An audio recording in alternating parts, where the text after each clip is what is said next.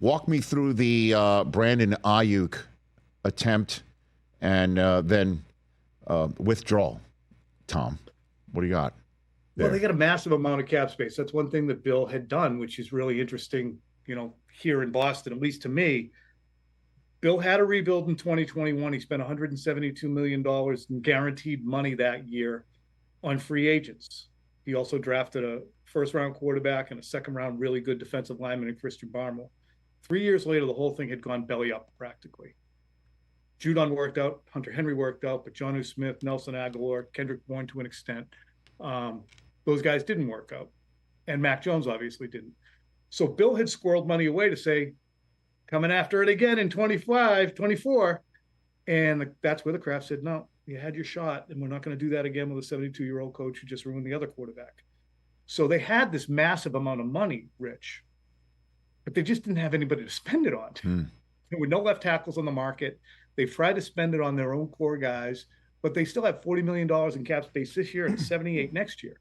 But they were so bad under Bill, and for 2 years have been so bad offensively, that they are repellent.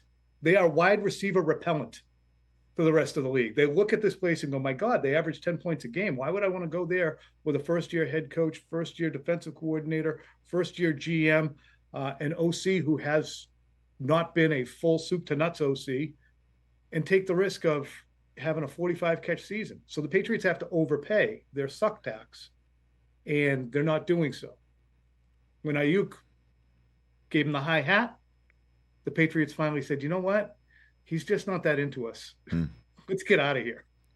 Right, and the supposition that they were doing that to develop their own, was interesting. I mean,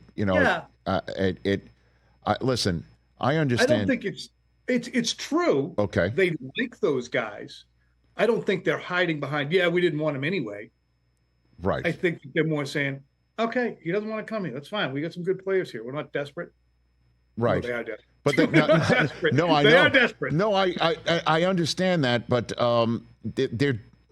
I guess the way to describe it fairly is, of course, they're desperate. They're desperate to not suck again, right? Like this is not.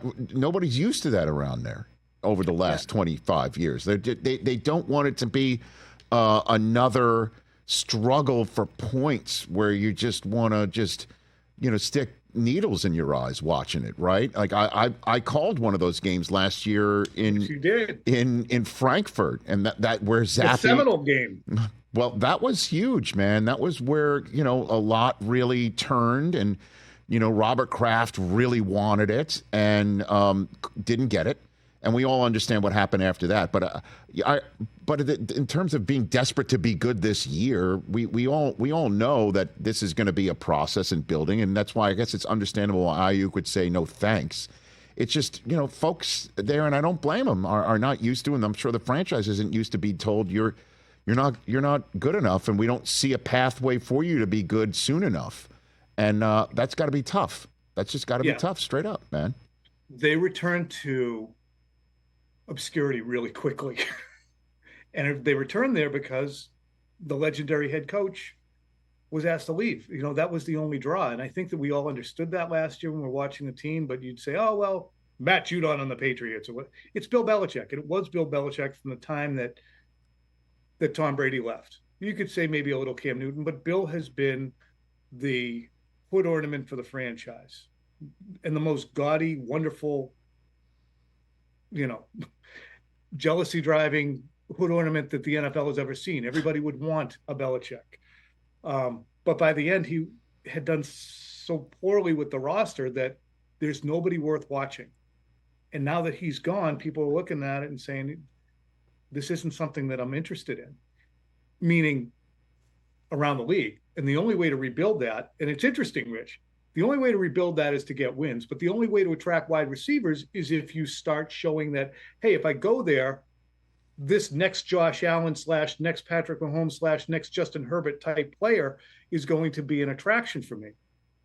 But how long before Drake May gets on the field to show that he's an attraction? Or are those wide receivers going to have to buy on spec next March when teams say he's going to be good? He's going to be good. Well, the question, Juju Smith-Schuster got released during this conversation. Does that surprise you, Tom? No, it does not. It does not. He just didn't have it. Mm. Most of us projected that he would be released, just because those, as they said, will concentrate on our young wide receivers. So it's good. It gives him a chance. He's been a good citizen, an unproductive player, but he's been a good citizen in his time here. So at least it gives him a chance to link on with another team that might have an opportunity for a veteran wideout who doesn't have much left. Catch the Rich Eisen Show every single day on the Roku channel, 12 to 3 Eastern, for free.